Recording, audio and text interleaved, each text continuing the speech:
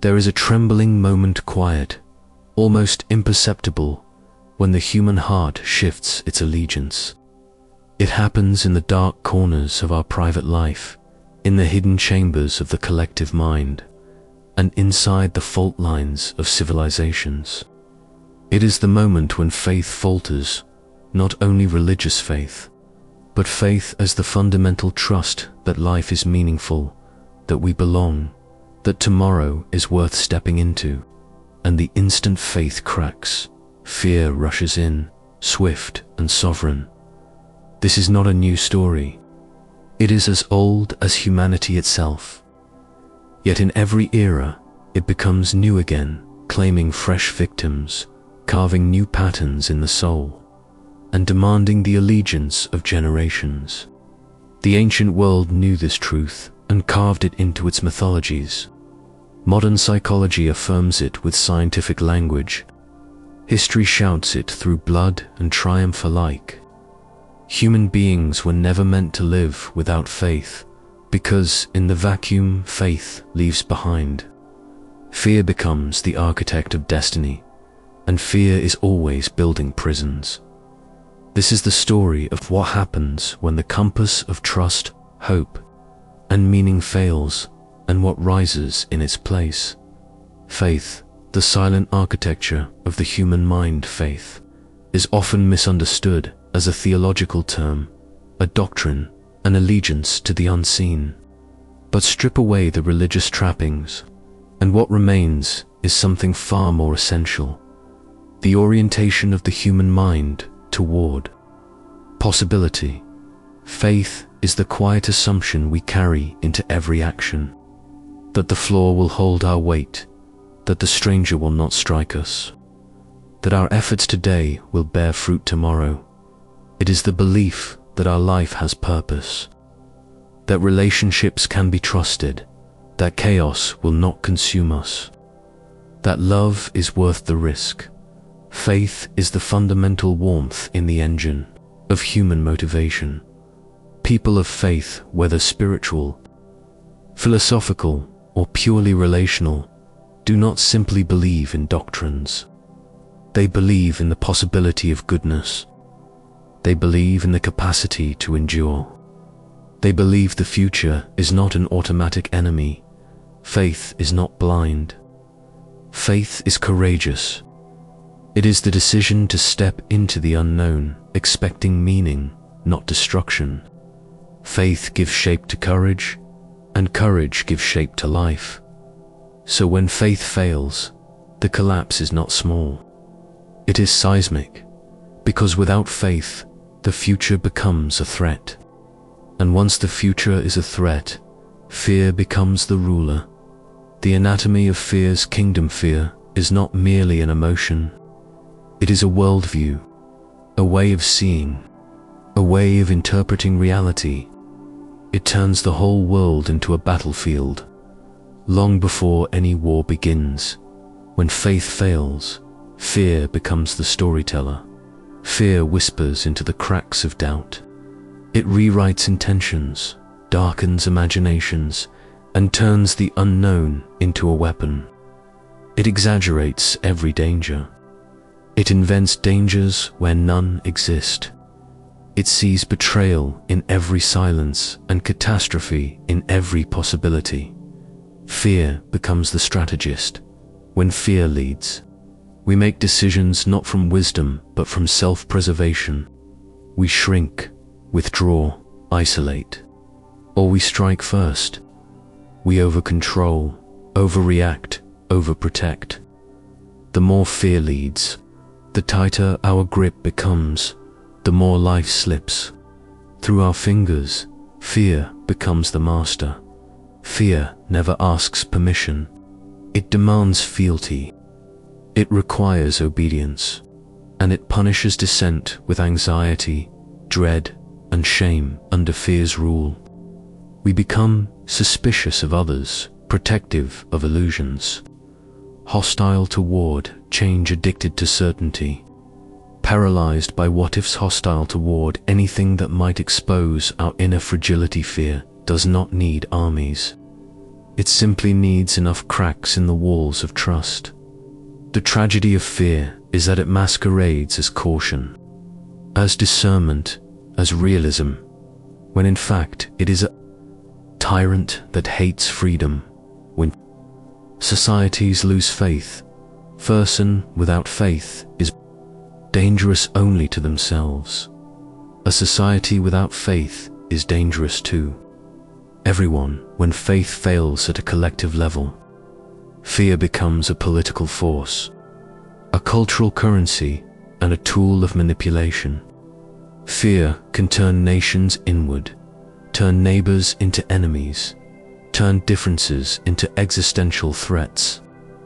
It fuels extremism, radicalization, ethnic division, and ideological fanaticism.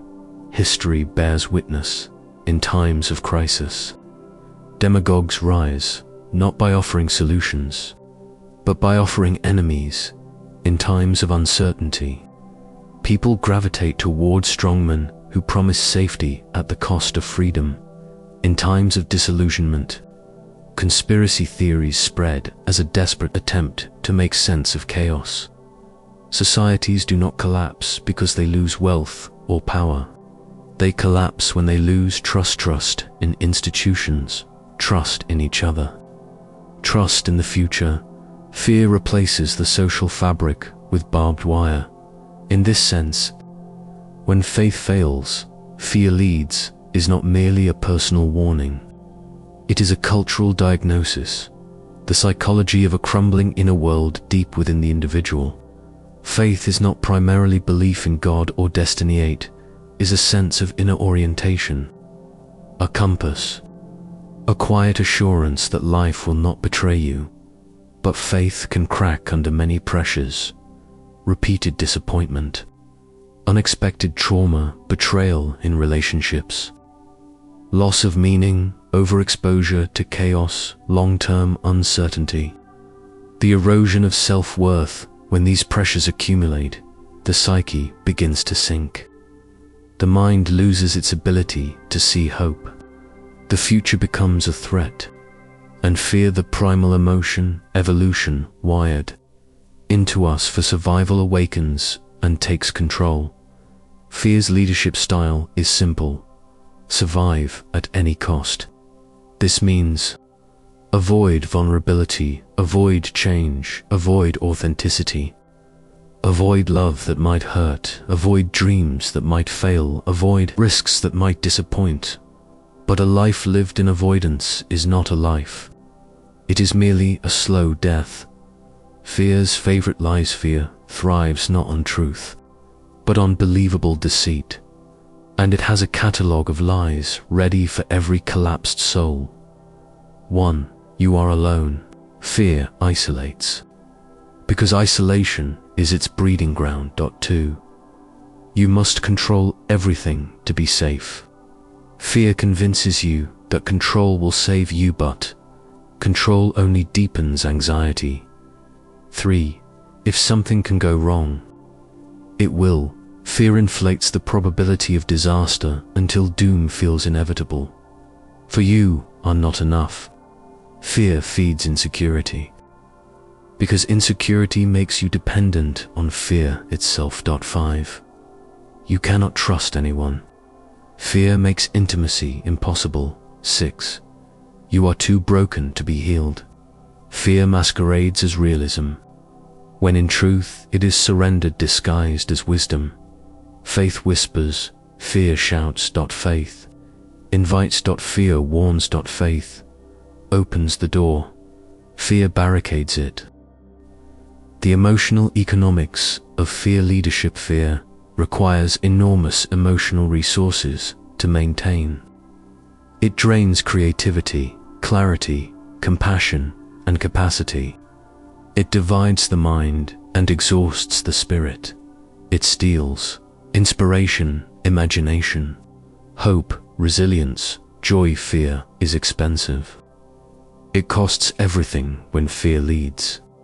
Life becomes a ledger of losses. This is why people in fear-driven states experience burnout, depression, anxiety, and hopelessness, not because life is inherently unbearable, but because fear makes everything heavier. Fear cannot sustain a life. It can only shrink it. The moment faith fails, there is always a breaking point. A moment when the spirit feels abandoned by God, by the world, by meaning, by itself. A moment when hope seems reckless and trust seems naive. The failure of faith is not always loud. Sometimes it is subtle. Sometimes it feels like numbness. Sometimes like cynicism. Sometimes like exhaustion. Sometimes like the quiet resignation that says, nothing will change. This moment is terrifying because it feels final. But here is the hidden truth. Faith does not fail because we are weak. Faith fails because we are human. This moment is not evidence of spiritual collapse.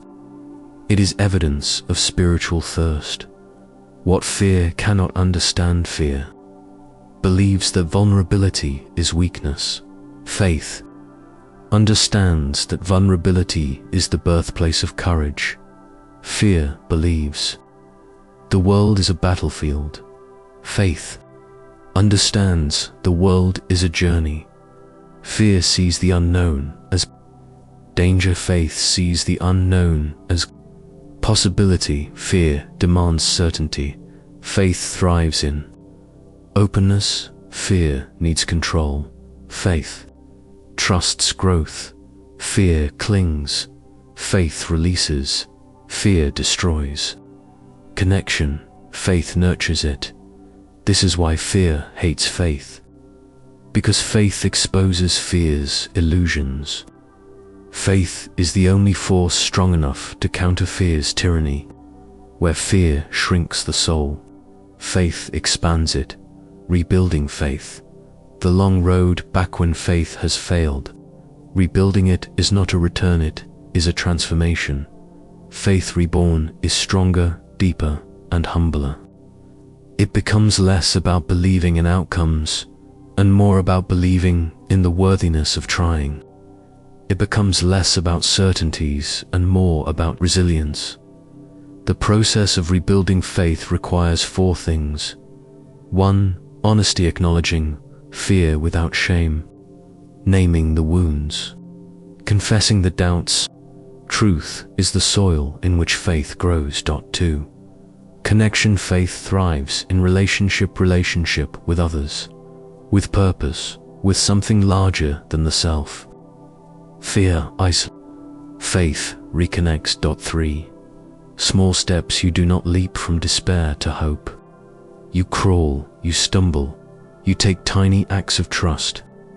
These small risks accumulate into courage.